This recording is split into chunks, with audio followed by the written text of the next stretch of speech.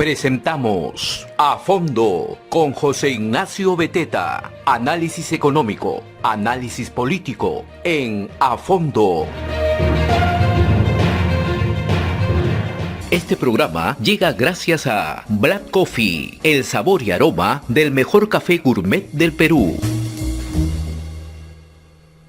Muy buenos días, soy José Ignacio Beteta, conductor de A Fondo, gracias siempre a la Red de Comunicación Regional y a la Asociación de Contribuyentes del Perú. El día de ayer, el presidente Castillo, en la noche, en Palacio de Gobierno también, dio una entrevista a este medio de comunicación, CNN, que es un medio norteamericano. Esta fue la segunda entrevista formal que dio el presidente a un medio de comunicación, lo cual, en términos, vamos a llamarlo así, de lo que ha venido haciendo el presidente, aunque suene raro, es positivo, porque entonces ya empezó a dar entrevistas. Y está bien, vamos a ver qué pasa ahora en adelante, ojo. La primera entrevista se la dio a César Hildebrand, de Hildebrand en sus 13, y fue una entrevista sin pena ni gloria. ¿Por qué? Porque el entrevistador César Hildebrand, para empezar, no fue una entrevista en vivo, no la hizo en vivo. En segundo lugar, tampoco fue un video grabado, sino fue una entrevista que se publicó por escrito, en su versión impresa, en Hildebrand en sus 13, en la versión impresa, y en la página web de Hildebrand en sus 13. La entrevista con Hildebrand se dio el miércoles de la semana pasada,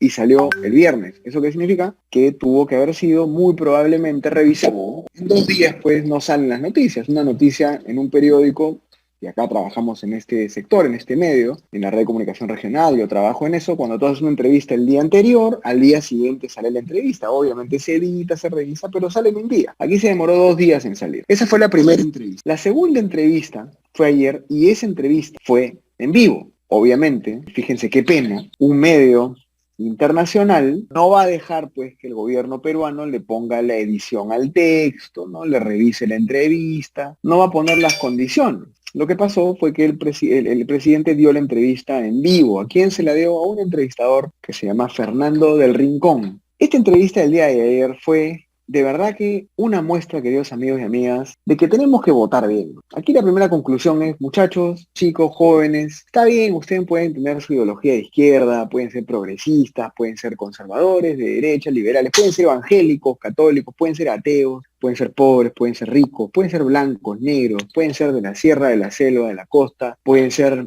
alegres, tristes, flacos, gordos, muchachos, chicas, chicos, todos, sin ninguna distinción de ningún tipo. No podemos volver a votar por un tipo como el presidente Castillo. Ya está. Ojalá que su gobierno no sea tan malo, ojalá que el tipo no sea un corrupto, ojalá que a su familia le vaya bien, ojalá que su esposa tenga buena salud, que sus hijos estudien en el colegio y no les hagan bullying, ¿no es cierto? No los fastidien, no les hagan daño. Pero el señor Pedro Castillo es lo último que le debería pasar al Perú nuevamente, en su historia, en la vida. Cada pregunta que le hacía el entrevistador simplemente era respondida de la peor manera que se podía. Y eso que, les voy a ser muy honestos, hasta el momento he visto la primera parte de la entrevista y he leído, ahorita antes del programa sentado acá, la transcripción de otra parte de la entrevista. Pero es penoso, es penoso. Y usted la pregunta que se tienen que hacer, amigos y amigas que nos escuchan, que tienen su ferretería, su peluquería, su bodega, su grifo, ¿no? Que tienen su taxi. ¿A ustedes les gustaría que su hijo o su hija sean como el presidente Castillo? Si ustedes me dicen que sí, estamos en problemas. Yo estoy seguro que cualquier padre de familia quiere que su hijo sea un hijo inteligente, capaz, que sabe hablar, que ha estudiado, que trabaja, que consigue un buen trabajo. Ustedes se imaginan a su hijo o a su hija desenvolviéndose en un espacio de la mejor manera posible, conversando, hablando, con autoestima, con claridad, con cultura.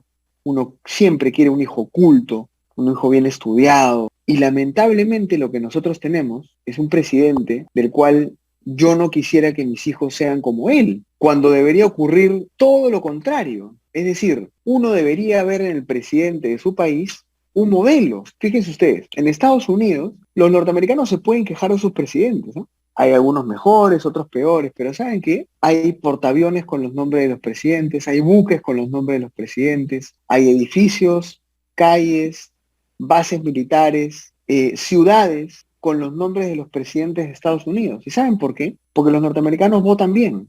Y como votan bien, el presidente les puede salir un poquito mejor, un poquito peor, Pero hacia atrás, cuando ellos miran su historia en Estados Unidos, son capaces de ponerle nombre a las calles, a los buques, a los portaaviones, a las bases militares de los presidentes que han tenido. A ver, yo les pregunto, ¿ustedes le pondrían el nombre a una base militar Ollanta Humala? ¿Ustedes le pondrían el nombre a un buque de guerra del Perú, Martín Vizcarra? ¿Ustedes le pondrían el nombre a una gran obra de infraestructura, un túnel, un gran metro, el metro de Lima, que va ahora a crecer y que van a haber 2, 3 etapas del metro? ¿Ustedes le pondrían el nombre de Pedro Castillo? ¿Cómo nos podemos sentir orgullosos de nuestros políticos y de nuestros presidentes si son personajes que no saben hablar y que no pueden dar respuesta y no pueden dar razón a preguntas tan sencillas, tan concretas como las que le han hecho ayer al presidente Castillo? Pero con esto termino la introducción. Lo peor de todo, queridos amigos y amigas, es que si ya el presidente que tenemos es de verdad una historia triste, una historia dramática, penosa, patética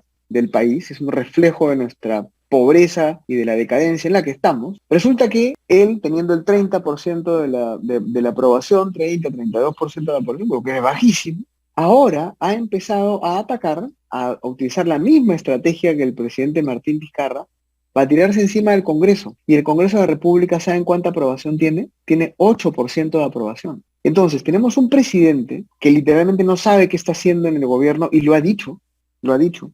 A mí nadie me entrenó para ser presidente y en la entrevista con Hildebrand había dicho que no sabía qué estaba haciendo, que estaba aprendiendo. Pero tenemos un Congreso que tiene 8% de aprobación. Para poder hablar de este tema que me preocupa mucho como ciudadano, estamos hoy día con una persona muy especial, con la congresista Marta Moyano de Fuerza Popular. Muy buenos días, congresista Moyano, ¿cómo está? ¿Cómo está? Buenos días. Un gusto conversar con usted, ¿qué tal? El presidente Castillo ha dicho que el Congreso, al aprobar la iniciativa legislativa que le pone candados o que reafirma los candados al referéndum para reformas constitucionales, ¿no? Los pone con más claridad. El presidente Castillo ha salido a decir que el Congreso está yendo contra la voluntad del pueblo y ya empezó con este discurso, que no lo había hecho antes, ojo. Ha tenido varios meses de una interesante paz con el Congreso, salvo algunas cositas por ahí. Ha salido ahora a decir que el Congreso está en contra de la voluntad del pueblo por haber aprobado esa ley. ¿Cuál es su opinión al respecto? Lo que pasa es que, mire, si tenemos una persona que no está capacitada para nada, porque ni siquiera el practicante es el alumno que sale, que sabe en teoría las cosas. Tenemos un practicante que no estudió, que quiere practicar en Palacio y que quiere que le paguen, además del sueldo que le pagan, para practicar. No sabe qué, porque no sabe qué ha ido a practicar. Obviamente que, ¿qué más podemos esperar a una persona como él, que no lee la Constitución, que no sabe cómo se lee y se interpreta la Constitución? La Constitución se lee de manera integral. ¿Existe el artículo 32? Sí. ¿Que le da derecho a la ciudadanía? Sí. Pero también existe el 206, que tiene relación con el 32.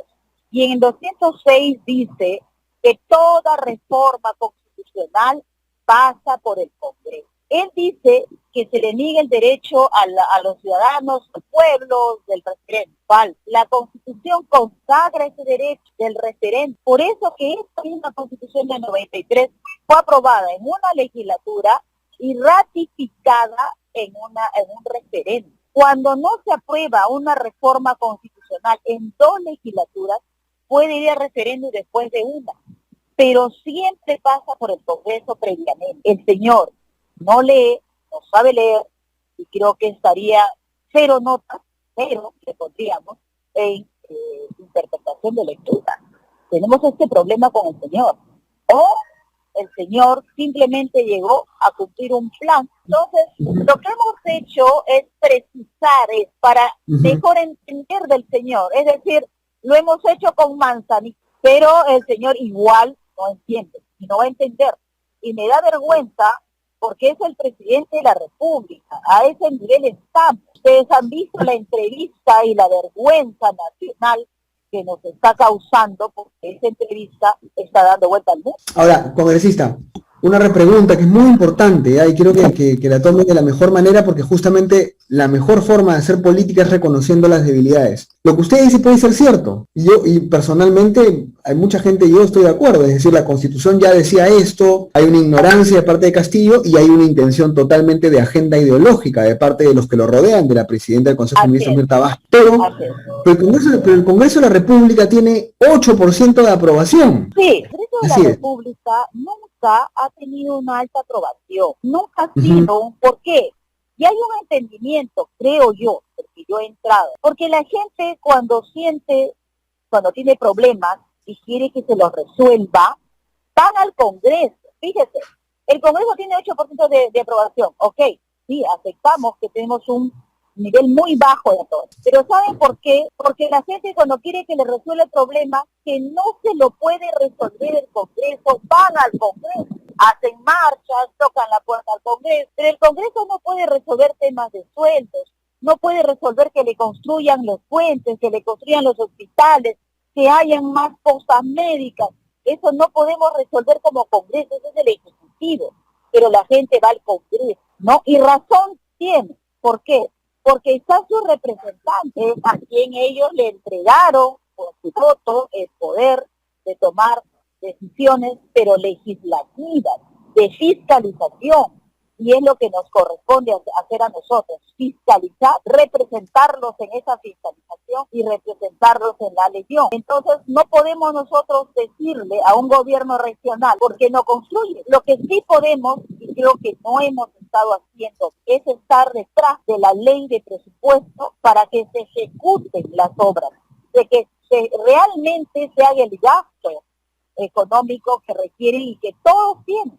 Y los gobiernos regionales todos tienen un alto presupuesto, pero terminan el año sin gastar. Ahí es cuando nosotros hemos fallado como Congreso. Ahí es cuando fallamos, de no estar atrás para vigilar el gasto correcto, las obras que se requieren, que requiere la ciudadanía. Ahora, acá viene otro tema, es además de vigilar, que puede ser que algunos no lo hayan hecho muy bien, como usted bien dice, también es cierto que el Congreso es una entidad plural, o sea, en el Congreso no hay unidad de ideas, justamente porque son la representación del pueblo, pues no tiene izquierdistas, derechistas, más conservadores, más progresistas, tienen de todo ahí. Entonces, no hay una estrategia de comunicación integrada, porque evidentemente no podría haberla, porque todos tienen pareceres distintos. Sin embargo, sí podrían de repente, por ejemplo, tener una estrategia de comunicación, sea del congresista que sea, fíjese lo que le digo, de las cosas que están haciendo los congresistas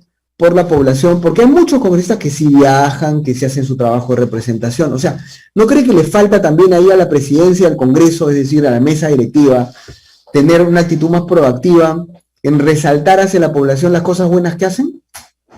Creo que sí, tiene mucha razón, ¿no? No hay una forma concreta. Lo que pasa es que nosotros, como no hacemos obras, ¿no? Lo que hacemos es esta gestión que le indicaba, que es estar atrás de los gobiernos regionales, locales, porque ojo, nosotros tenemos la potestad de incluso llegar de manera inopinada a cualquier gobierno regional, local, distrital, provincial, a cualquier entidad del Estado, ¿no?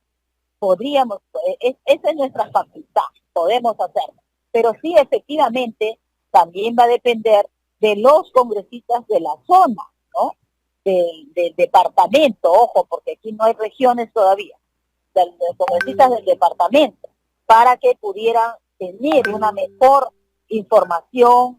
Y sí, es cierto, ¿no? Hay que establecer una estrategia diferente para que se pueda llegar a nivel nacional la información de lo que hacemos. Muchos congresistas piensan que transmitiendo ellos el trabajo individual que hacen, de alguna forma están ayudando a su propia imagen, su propia reputación, lo cual es bueno.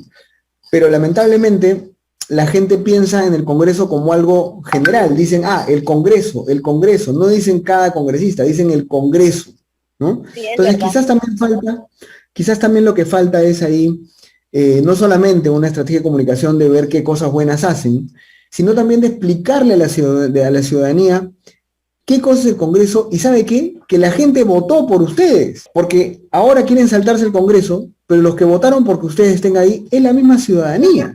Claro, mire, Hay algo que la gente debe entender y usted justo lo ha tocado desde el inicio. ¿Es un peligro o no una asamblea constituyente para él? ¿Es un planteamiento ideológico o no una asamblea constituyente para él? Por eso que usted le está tocando y considera que sí es un peligro. Lo que le queremos decir a la gente es nosotros estamos protegiendo para que eso no sea una amenaza más y que el Perú no sea un proyecto fallido como Venezuela y otros países. Y entonces, ¿cuál fue nuestra tarea?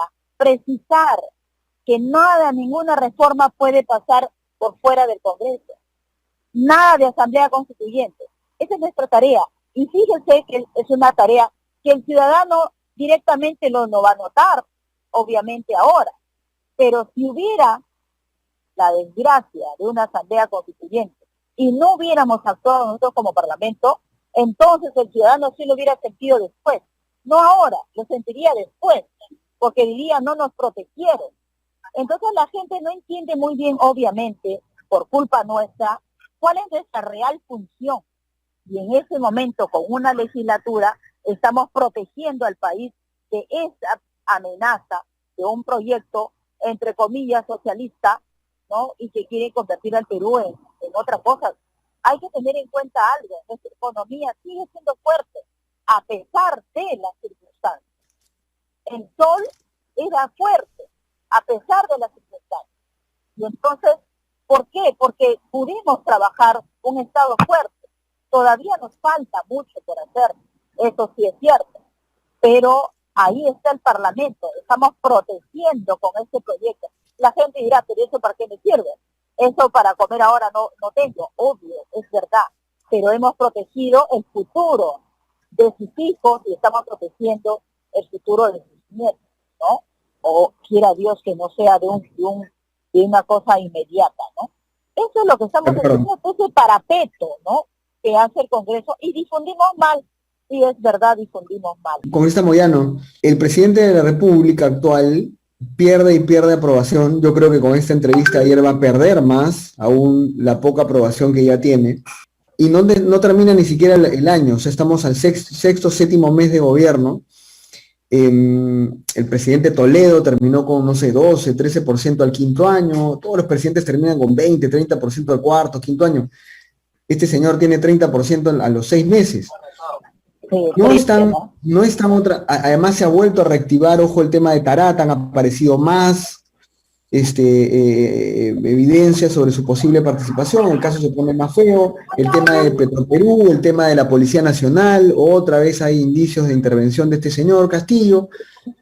¿En qué momento van a dar el siguiente paso más firme? ¿O cuál es la estrategia? A ver, usted que está ahí adentro, y obviamente hemos hablado que el Congreso no es una entidad integrada, unificada, que tiene una sola estrategia, pero más o menos con el sentir que usted tiene adentro de las bancadas de oposición, ¿hay una estrategia para contrarrestar esto? ¿Van a ir censurando ministros? ¿Van a tratar de vacarlo de nuevo? Porque el Congreso parece también que estuviera en una situación ¿no? en una dimensión paralela, ¿no? ¿Cómo vamos a hacer? Porque este presidente es insostenible.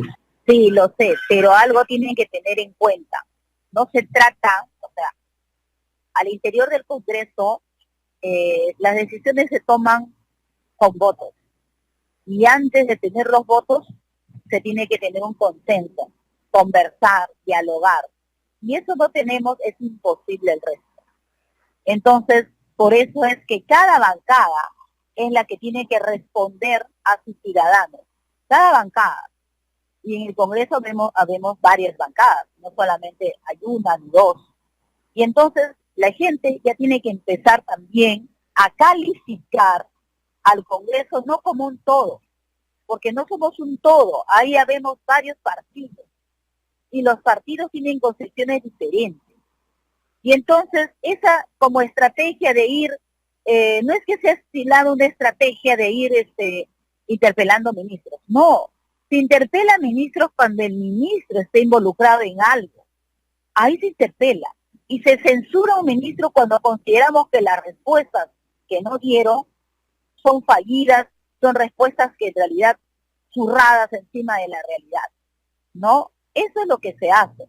Pero incluso hasta para censurar hay que tener votos. Para vacar a un presidente se requieren 87 votos. 87 votos de 130. Si ustedes hacen cálculos, van a saber que todavía no hay los 87 votos, ¿no? Y entonces, cuando hablan del PGDI... Vamos a ver si vuelve la congresista, estaba en la carretera camino a Caral, ojalá que regrese para sus últimas palabras, pero nos estaba diciendo que efectivamente no hay votos pues para vacar a Castillo, ¿no? Además, una vez que vacas a Castillo, tendrías que aceptar la llegada de Dina Boluarte, una persona muy cercana a Vladimir Cerrón, una persona muy cercana, digamos, al entorno más duro, ¿no es cierto?, más duro del comunismo, del socialismo que está en el gobierno. Pero bueno, se nos fue, la congresista estaba muy bien la conversación y quiero que ustedes entiendan ya para terminar lo siguiente. Dos cosas, ¿no? La primera es, no se quejen, ¿no? Amigos y amigas, no se quejen de los políticos, no se quejen de los políticos. Es bien pues es una palabra muy dura, digamos, pero es bien descarado, ¿no? Es bien hipócrita, muy descarado, quejarte de tus congresistas, salir a la calle, viene la encuestadora, te encuesta y te dice, no, a mí el Congreso no me gusta, cuando tú votaste por los congresistas. ¿Qué tal raza, no? Y el señor Castillo, que ganó por 30.000, 40.000 votos más, por encima de la señora Keiko, es tu presidente, ¿no? Y 8 millones, 9 millones de peruanos votaron por él. No te quejes, ahí está tu presidente. Tu presidente ahora es nuestro presidente. Entonces, se vienen elecciones regionales, municipales al final del año, yo lo digo todos los días. Voten por personas honestas, no voten por su primo, no voten por su amigo, no voten porque el que les promete un saco de arroz, el que les promete la vereda en su casa, no, voten por el profesional, por el que se ve más honesto, porque se ve más decente. Y si no hay uno, igual, critiquen a todos, critiquen a los políticos que son malos. Hasta que no hagamos eso, las cosas van a seguir igual, porque la primera, no la única, ojo, no es la única, pero la primera forma de participación en democracia es el voto. Entonces, vota bien, no regales tu voto, ¿ya? Porque cuando regalas tu voto, regalas otras cosas también, regalas el bienestar de todo el país, el bienestar de la gente. Muchas gracias por estar con nosotros, nos vemos el día de mañana en A Fondo. Hemos presentado A Fondo con José Ignacio Beteta.